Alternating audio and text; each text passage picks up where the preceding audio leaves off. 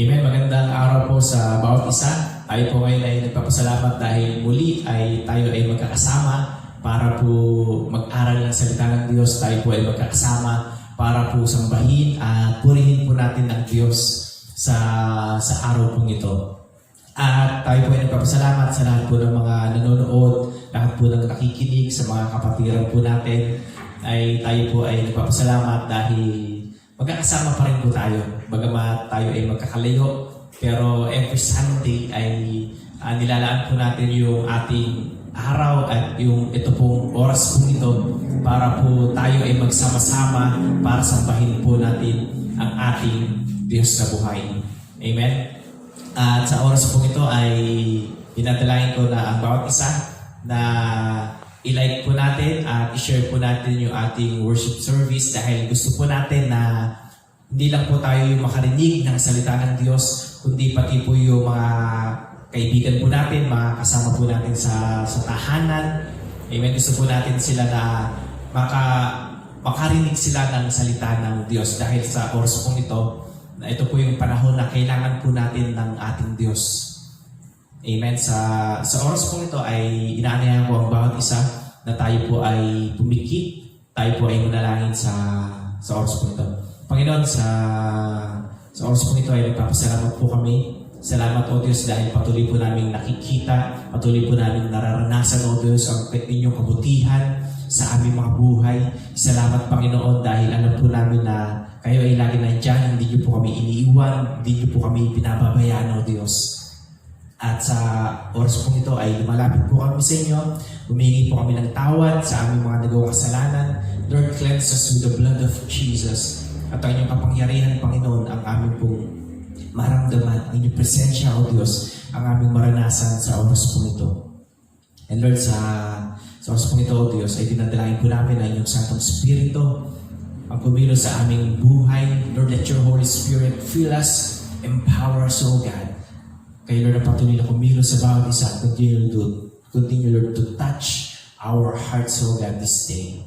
Salamat Panginoon. At sa oras po ito, ay sa inyo po na binibigay ang pinakamataas na papuri at pasasalamat sa pangalan ni Jesus. Amen.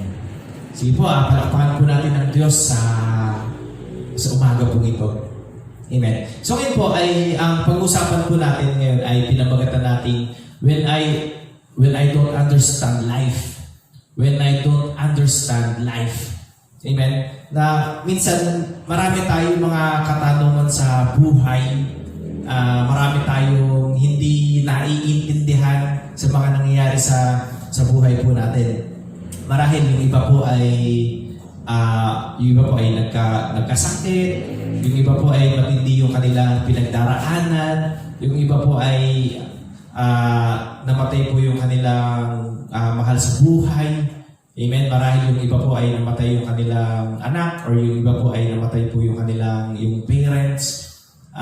Marahil hindi po natin minsan naiintindihan yung mga nangyayari sa ating buhay. Amen. Kaya ito po yung ating pag-usapan, when I don't understand life. Sabi po sa Habakkuk chapter 1 verse 2 to 4, makibukas po tayo, Habakkuk chapter 1 verse 2 to 4. Sabi po rito, how long, Lord, must I call for help, but you do not listen? Or cry out to you violence, but you do not save? Why do you make me look at injustice? Why do you tolerate wrongdoing?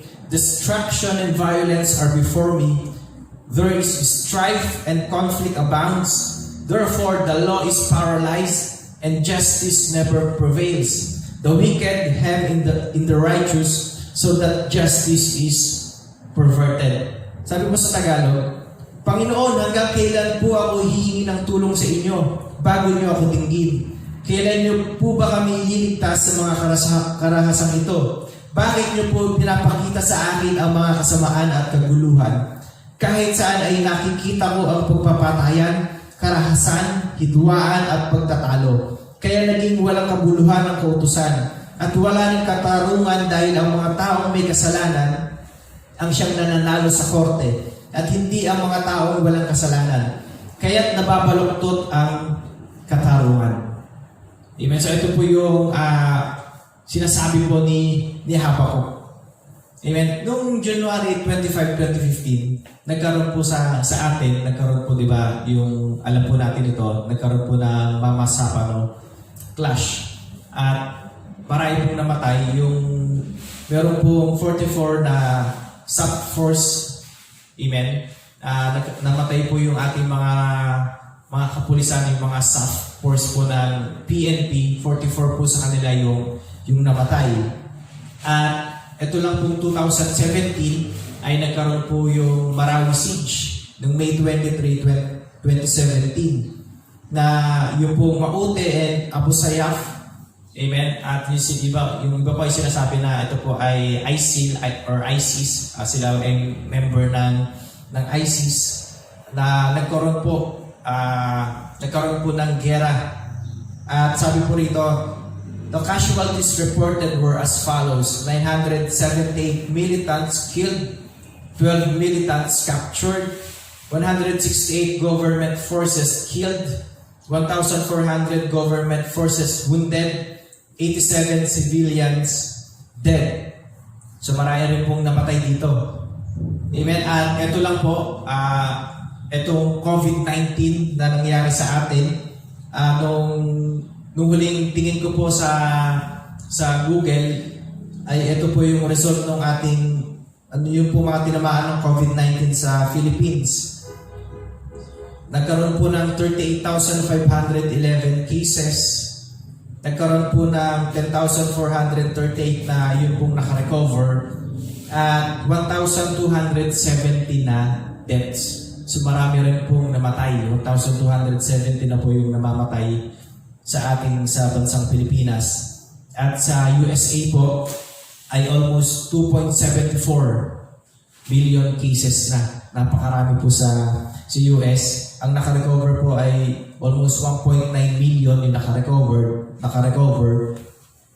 At 128,461 deaths. Napakarami pong namatay dahil po sa COVID-19. Sa ano pa lang po yun, sa US, 128,000. At sa buong mundo po ay almost 10 million cases na yung tinamaan po ng COVID-19. At more than 500,000 deaths. Amen. Napakarami pong namatay dahil po sa COVID-19. Amen. Marahil sa nangyayari po sa atin, sa mga nangyayari dito sa mundo, we don't understand, hindi po natin maintindihan, napakahirap pong ipaliwanag bakit po nangyayari yung ganito, bakit nagkakaroon ng sakit, bakit nagkakaroon ng ganito, nagkakaroon ng war, nagkakaroon ng injustice. Amen. It is hard to understand, it is hard to explain. At minsan po ang nagiging problema pa ay dahil po sa mga nangyayari, yung iba po ay sinisisi pa nila ang Diyos na bakit pinapahintulutan ng Diyos yung ganito. Na kung ang Diyos po ay Diyos ng pag-ibig, bakit niya hinahayaan na yung iba po ay maghirap? Yung iba ay mamatay, yung iba po ay magkaroon ng ganitong problema. Amen? So yung iba po ay sinisisi pa nila ang ating Panginoon. At kung titingnan po natin doon sa binasa po natin kanina, si Habakkuk po ay he lived in times that were hard on faith. He saw the righteous suffering and the wicked prospering. So yung sa panahon po ni Habakkuk, ito po yung time na napakahirap na manampalataya sa aming Diyos. At dahil mismo sa kanyang paningin ay nakikita po niya na yung pong mga matutuwid ay sila po yung nahihirapan, at yung pong mga wicked, yung pong mga masasama, sila po yung mga pinagpapala. Sila yung mga yumayaman, amen, mali na yung kanilang ginagawa, there is injustice, sila ay nanluloko, pero sila po yung pinagpapala. So ito po yung panahon ni Habakkuk. Kaya ito pong si Habakkuk ay meron siyang katanungan, there is questions of why and how long. Ito po yung tanong ni Habakkuk. How? Amen. Why and how long? Bakit ito nangyayari, Panginoon, at gaano po ito katagal mangyayari sa aming bansa, sa aming buhay? Amen. So ito po yung tinatanong ni Habakkuk sa ating Diyos. So he had three questions. Why is there violence? Number 2, there is injustice. And number 3, there is evil. So ito po yung tinatanong ni Habakkuk sa ating Panginoon. There is violence, there is injustice, and there is evil. At sinasabi niya sa Panginoon, how long you do not listen? Gaano po katagal, Panginoon, na kami ay tumatawag sa inyo pero hindi niyo po kami pinapakinggan at hindi niyo po kami inililigtas. Ito po yung sa loobin ni Habakkuk. At makikita po natin dito, it was a challenge to God. Bakit? It was a demonstration of the grace and patience of God to listen to us when we raise that issues and how He answers us. Dito po natin makikita yung pagiging mapagpasensya po ng ating Diyos, yung pagiging mabait ng ating Panginoon, na makikita po natin yung habag, yung grace ng ating Panginoon, na kapag po meron tayong tinatanong sa Kanya yung mga questions, yung mga ganitong issues, ay kung paano ba niya tayo sinasagot. Amen. Marahil sa atin ngayon ay marami tayong katanungan sa ating Panginoon. Lord, bakit po ganito nangyayari sa aming buhay? Lord, bakit po ganito yung nangyayari sa aming pamilya? Lord, bakit po naging ganito yung aming trabaho? Lord, bakit ganito po yung nangyayari sa aming business? Lord, bakit? Napakarami pong bakit na tayo ay tinatanong sa ating Diyos. At makikita po natin dito yung demonstration ng grace and patience of our God on how He handled these issues. Kung paano tayo sasagutin ng ating Panginoon. Una, there is violence. Makikita po natin din sa ating buhay, there is violence. Marami pong namamatay sa war. Amen? So, makita po natin nung First World War, Second World War, amen? Marami po talaga namamatay. At kahit sa mga bansa by bansa, kapag nagkakaroon po ng gera, ay talagang maraming namamatay. There is violence. Itong last lang po na balita, di ba po, yung sa Amerika, ito pong si George Floyd, ay siya po ay namatay dahil po sa isang pulis. May makikita po natin yung video na siya po ay, yung tuhod po ng pulis ay nasa kanyang leeg. At kahit siya po ay nagmamakaawa, ay hindi pa rin siya tinitigilan ng pulis at hanggang siya po ay mamatay. So there is violence sa ating mundo. At yung bago po yun ay meron din pong isang Black American na nasa Georgia. Siya po ay nagja-jogging lang at bigla po siyang binaril na lang bigla because he was a black. Amen. So there is discrimination. Amen. So dapat po ay maging sa atin din, there should be no discrimination between us. Dahil alam po natin na lahat po tayo ay nilikha ng Panginoon. Tayo po ay mahalaga sa ating Diyos. Kaya po dapat po ay pinapahalagahan po natin yung ating mga buhay, yung buhay po ng ating mga kapwa. Amen. So dapat po ay there is no discrimination between us. Dahil lahat po tayo ay nilikha ng Panginoon, tayo pong lahat ay kawangis ng ating Diyos. Kahit po na meron po tayo mga pagkakaiba, ay dapat po ay iniibig po natin yung ating kapwa. So there is violence, there is injustice in our world. Amen? Maraming, minsan sa korte, ay there is injustices. Yung iba po ay minsan, kapag po yung iba ay walang kasalanan, nakukulong. Yung iba naman po na mayroong mga kasalanan, sila po yung mga nakakalaya.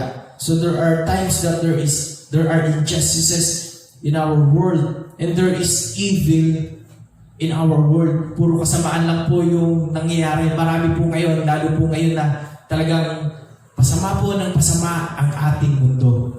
There is violence, there is injustice, there is evil in this world. Pero kailangan po natin maintindihan na kaya rin po ito nangyayari. Why? Because we are here on earth. Tayo pong lahat ay nandito pa sa mundo. Amen? Wala po tayo sa langit. Because in heaven, God is the one who rule. Dahil po sa langit, ang Diyos po yung naghahari po doon. Kaya po nandun sa langit po ay meron pong kaayusan. Pero tayo pong lahat ay nabubuhay po dito sa mundo. Amen? There is corruption in this world because of sin. Kaya po kailangan nating maintindihan that there is evil, there is violence, there is injustice in this world. Kaya po kailangan nating maintindihan. Kaya po 'di ba, yung panalangin po ni Jesus. Amen. Sinasabi niya na, sabi niya po rito na, let your will be done on earth as it is in heaven. Sabi po ng ating Panginoong Jesus, let your will be done on earth as it is in heaven. Bakit? Kasi po sa langit po ay nandun po ang Diyos, ang naghahari po doon ang ating Panginoon. Pero dito po sa lupa, kaya nga sinabi niya na, let your will be done on earth as it is in heaven. Amen. At sabi po rito sa chapter 2 verse 18 to 20. So ito po yung sinasabi ni Habakuk sa ating Diyos. Panginoon, gaano po katagal? Hanggang kailan niyo po kami, Panginoon, na hindi papakinggan? Yung amin po mga panalangin ay hindi niyo po papakinggan. Hanggang kailan po kami, O Diyos, na maghihirap? Yun po yung mga tanong ni Habakuk sa kanyang buhay. Marahil sa atin ngayon ay napakarami po nating tanong sa ating Diyos. Bakit po nangyayari ito sa atin? Sabi po sa Habakuk chapter 2 verse 18 to 20, ano ang kabuluhan ng mga Diyos-Diyosan? Gawa lang naman ang mga ito ng tao mula sa kahoy o metal at hindi makakapagsabi ng katotohanan. At bakit nagtitiwala sa mga Diyos-Diyosang ito ang mga taong gumawa sa kanila? Ni hindi nga makapagsalita ang mga ito. Nakakaawa kayo nagsasabi sa rebultong kahoy o bato, gumising ka at tulungan kami. Ni hindi nga iyan makakapagturo sa inyo.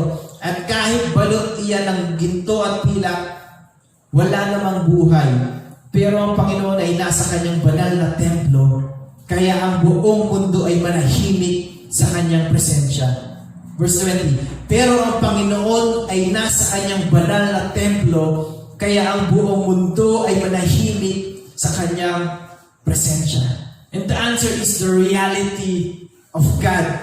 Kaya sinasabi ng Diyos kay Habakuk, kaya ka nagtatanong sa akin, kaya ka nagko-question sa akin dahil alam mo sa sarili mo na kapag tumawag ka dun sa mga rebulto, yung sa mga Diyos-Diyosan na ginawa lamang ng tao, nagawa sa bato, nagawa sa kahoy, na kapag ikaw ay tumawag dyan, ay hindi ka nila pakikinggan. Kahit anong tawag mo sa kanila sa mga Diyos-Diyosan na yan, ay hindi ka nila mapakikinggan dahil hindi sila buhay. Amen? Dahil ang Diyos lamang ang tunay na Diyos. Amen. Ang Diyos po natin ay siya po yung tumutugod sa ating mga panalangin. Siya yung kumikilos sa mga paraan na hindi po natin nakikita. And that is our God. Kaya sinasabi ng Diyos kay Habakuk, kaya ka nagsasabi ng ganyan dahil alam mo, there is in your heart that there is a real God.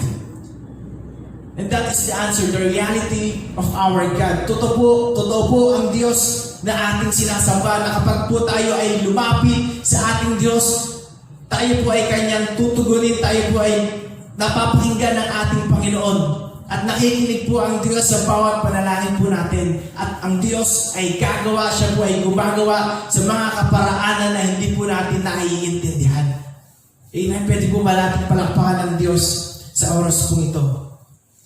Amen. At napakaganda po, sabi po sa verse 20, sabi po rito, pero ang Diyos ay nasa kanyang banal na templo, kaya ang buong mundo ay manahimik sa kaniyang presensya. Amen. Ang Diyos po ay nasa kanyang templo. Nasa kanyang banal na templo. Na kahit po nagkakaroon ng kaguluhan sa mundong ito, kahit nagkakaroon ng gera sa mundong ito, our God is unshakable God. Hindi po na-shake po yung ating Diyos. Kahit anumang mangyari sa mundong ito, kahit magkaroon ng anumang kaguluhan, nagkaroon ng kung ano-ano sa mundong ito, ay ang ating Diyos ay nasa kanyang trono. Amen. He is still on His throne. At sabi rito, kaya ang buong mundo ay manahimik sa kaniyang presensya. Lahat po ay dapat manahimik sa presensya po ng ating Panginoon. At ito po yung sinagot ng Diyos kay Habakuk sa kanyang mga tanong. Sabi rito, isulat mo muna ito dahil hindi pa dumarating ang takdang panahon para mangyari ito. Ngunit hindi magtatagal na tiyak na mangyayari ito. Kahit magtagal ng kaunti, hintayin mo lamang dahil tiyak na mangyayari ito sa takdang panahon. Ito ang isulat mo. Tingnan mo ang mga tao mapagmataas, hindi matuwid ang kanilang pamumuhay, pero ang taong matuwid ay mabubuhay dahil sa kaniyang pananampalataya. Pero ang taong matuwid ay mabubuhay dahil sa kanyang pananampalataya. Ang totoo, hindi maaasahan ng kayamanan at ang mga tao mapagmataas na sakim sa kayamanan ay laging balisa at walang kasiyahan. Tulad nila ay kamatayan na hindi makukontento kaya binibihag nila ang maraming bansa. At sabi po ng Diyos, ang taong matuwid ay mabubuhay dahil sa kaniyang pananampalataya. At hindi po natin pwedeng asahan yung ating mga kayamanan. Sabi rito, ang totoo hindi maasahan ang kayamanan. At ang mga tao mapagmataas na sakim sa kayamanan ay laging balisa at walang kasiyahan. Amen. So meron pong sagot ang Diyos that the righteous will live by faith. Kaya po tayo na mga nananampalataya sa ating Diyos ay wag po tayong titigil, wag po tayong titigil sa paggawa ng mabuti, wag po tayong titigil sa paggawa po ng kabutihan sa ating kapwa, wag po tayong titigil na manampalataya sa ating Diyos because the righteous will live by faith. Tayo po ay mabubuhay sa pamamagitan ng pananampalataya po natin sa ating Panginoon. At alam po natin na ang ating Diyos na sinasamba, that He is working, He is the God who works and cares for us. He is the God who works and cares for you. Our God is real and He is working. Diba sabi nga sa kanta na, even when I don't see it, you're working. Even when I don't feel it, you're working. Ang Diyos po ay gumagalaw, ang Diyos po ay kumikilos sa mga bagay, sa mga kaparaanan po na hindi po natin naiintindihan minsan. Pero ang Diyos po ay kumikilos sa ating mga buhay and He is working in you right now. Kahit hindi mo ito nakikita, kahit hindi mo ito nararamdaman, ay kumikilos ang Diyos sa buhay mo. Amen. Isa nga po malakas na palakpak sa ating Diyos na buhay. Hallelujah. Hallelujah. Kaya nga po, ang sinabi po ni Habakuk, sabi niya po rito sa verse 3, chapter 3, verse 17 to 19, sabi niya rito, kahit hindi mamunga ang mga puno ng igos, ubas, o ang kahoy ng olibo, at kahit walang anihin sa mga bukirin, at kahit mamatay ang mga alagang hayop sa kanilang mga kulungan, magagalak pa rin ako. Dahil ang Panginoong Diyos ang nagliligtas sa akin. Siya ang nagbibigay sa akin ng kalakasan. Pinalalakas niya ang aking mga paa tulad ng mga paa ng usa upang makakyat ako sa mataas na lugar. Amen. Marahil sa oras na ito or sa araw pong ito, kung ito po yung sasabihin ni Habakuk, at marahil ito yung kanyang gustong sabihin na kahit magkaroon ako ng problema, kahit magkaroon ng kahirapan yung ekonomiya, kahit maraming magsarang kumpanya, kahit maraming mawala ng trabaho, kahit maraming negative na nangyari sa buhay at sa paligid ko, magagalak pa rin ako dahil ang Diyos ang aking tagapagligtas. Ang Diyos ay darating upang ako ay iligtas. Amen? Kung ako ay nangihina, ang Diyos yung magiging kalakasan ko. Kung ako ay natatakot, ang Diyos yung aking magiging kapayapaan. Kung ako ay nalulungkot, ang Diyos yung aking magiging kasiyahan. Kung ako ay napapagod, ang Diyos ang aking magiging kapahingahan dahil ang Diyos ang aking tagapagligtas. Amen? Pwede po ba natin palakpakan ng Diyos sa umagang ito? Ang Diyos na dapat natin panaligan, ang Diyos na dapat natin purihin because He is our God. He is our God alone. Amen? Pwede po ba natin palakpakan ng Diyos sa oras pong ito? Hallelujah. He is our real God. Our God is real. Amen? Hallelujah. At ito po yung makikita natin sa buhay po natin ay totoo po that the pain is real. There is pain. Tayo po ay nasasaktan. Tayo ay nalulungkot. Amen? The pain is real. Pero wag po natin kalimutan that God is real too. Marahil meron tayong nararamdaman, tayo ay nasasaktan, tayo ay nahihirapan. Pain is real. But you need to understand that God is real too. Na andiyan po ang Diyos para tayo ay tulungan. Nandiyan po ang Diyos para tayo ay samahan. He is our strength. He is our refuge. He is the way, the truth, and the life. He is our God. He is our strength. He is our everything. He is our power. He is our strength. He is our refuge. Amen. He is our everything. He is our life. He is our peace. He is our joy. Our God is real. Hallelujah. Hallelujah. At marahil sa oras po ito, gusto sabihin sa iyo ng Panginoon na kahit ikaw ay nasa balon na pinakamalalim, nandun po ang ating Diyos. At kaya kang iahon ng Diyos kahit dun po sa pinakamalalim na iyong kinalalagyan. Nandun po ang Panginoon. At kaya kang tulungan, kaya kang iahon ng Diyos sa sitwasyon mo sa oras po ito. Because our God is a good God. He cares for you. He loves you so much. Mahal na mahal ka ng ating Panginoong Diyos. Amen. Pwede po ba nating palakpakan ng Diyos sa oras po ito? Hallelujah. Sabi po sa Romans chapter 8 verse 28, we know that all things work together for good to them that love God, to them who are called according to His purpose. All things work together for good to those who love Him. Lahat po ng mga nangyayari sa ating buhay, minsan ay hindi po natin naiintindihan. Pero ito po ay para sa ikabubuti natin. Ang kailangan po natin gawin ay manampalataya, maniwala sa ating Diyos kahit hindi po natin naiintindihan ang buhay po ito. Sabi po sa Isaiah chapter 55 verse 8 to 9, sinabi ng Panginoon, ang pag-iisip ko ay hindi katulad ng pag-iisip ninyo at ang pamamaraan ko ay hindi katulad ng pamamaraan ninyo. Kung gaano kalayo ang langit sa lupa, ganun din kalayo ang aking pamamaraan at pag-iisip kaysa sa inyo. Amen. Ang pag-iisip po natin ay hindi pag-iisip ng ating Diyos. Napakalayo po ng ating isipan kumpara sa ating Diyos. Amen. Kaya po, kung meron po tayong hindi naiintindihan, ang kailangan po natin gawin ay manampalataya sa ating Panginoong Diyos. Amen. Dito po ako magtatapos sa isang kwento. Meron pong isang Christian, isang lalaki, na siya po ay tumawag sa kanyang asawa.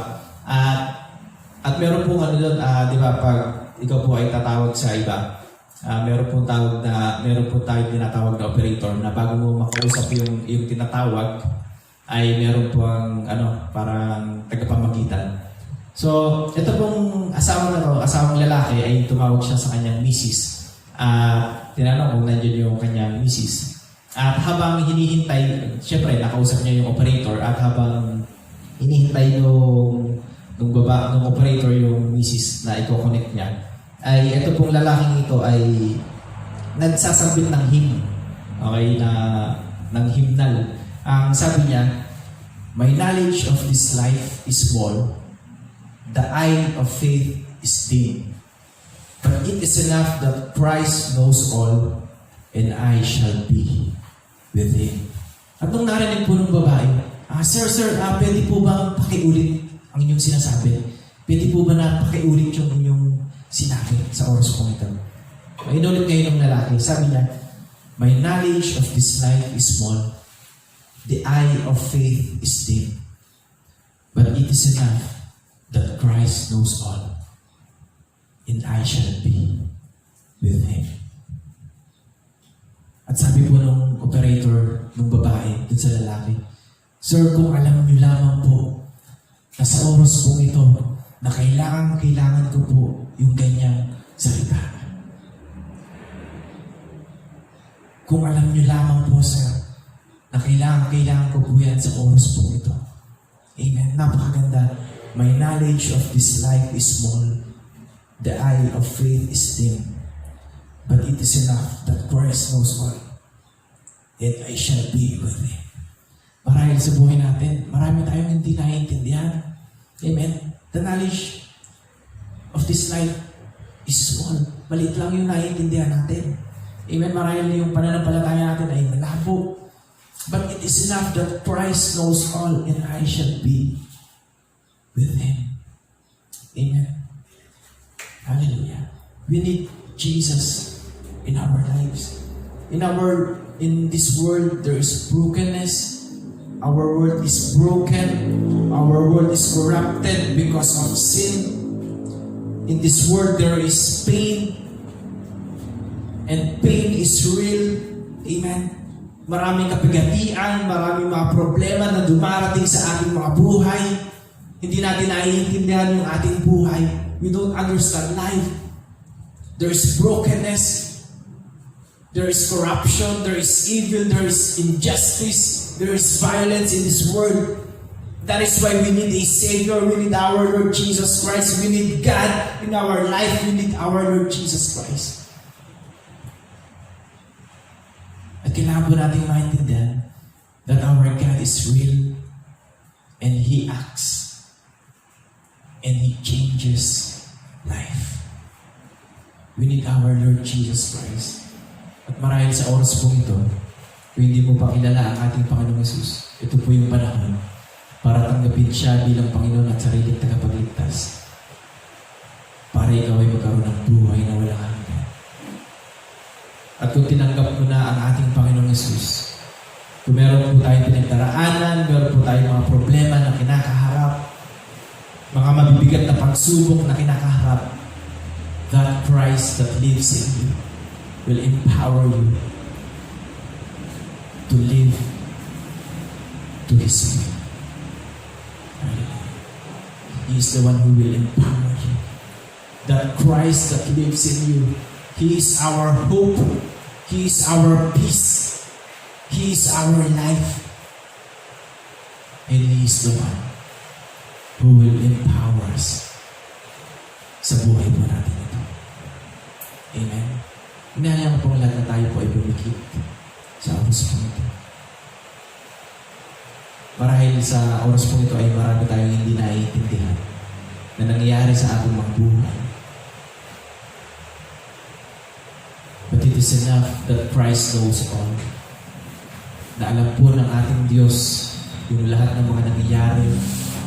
Alam po ng ating Panginoon ang iyong nararamdaman ay yung pinagdaraanan. Alam po ng ating Panginoon Jesus. And God is telling you right now that He loves you and He cares for you. And He is here for you. God is there. God is with you. He cares for you. Hallelujah. Hallelujah. Panginoon, sa oras po ito ay patuloy po kami na lumalapit sa inyo. Marami po kaming hindi naiintindihan sa buhay po namin. May mga negative na nangyayari sa aming mga buhay, sa aming mga paligid, O Diyos.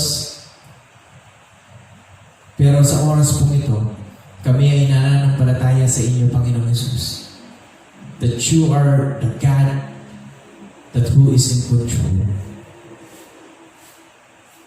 You are in control, O God. And we believe that you are working even we don't feel it, even we don't see it, O God. You are working in our lives, Panginoon. At patuloy nga, O Diyos, na dinadalayan ko ang bawat isa. Lahat po ng mga nakikinig ng iyong salita. Continue to touch them, O God. Kaya Lord, na patuloy na kumilos sa kanilang mga buhay. Dinadalayan ko po, O Diyos, na maramdaman po nila na maranasan po nila ang kapayapaan na nagmumula sa inyo. Ang kalakasan na nagmumula sa inyo, Panginoong Jesus. For you are our strength, for you are our hope, for you are our life. Continue to touch our hearts, O God, right now in Jesus' name. Kayo, Panginoon, ang kumilos sa oras po nito. Salamat, Panginoon. Give strength to those who are weak. Give peace, O God, sa bawat isa sa amin. Salamat, Panginoon. At sa oras po ito, isa ito po na binibigay ang pinakamataas na papurit pa sa salamat sa pangalan ni Jesus. Ang lahat po na anak ng Diyos ay magsabi ng Amen and Amen. Sige po, palakpakan po natin ang Panginoon sa umaga po ito. Hallelujah.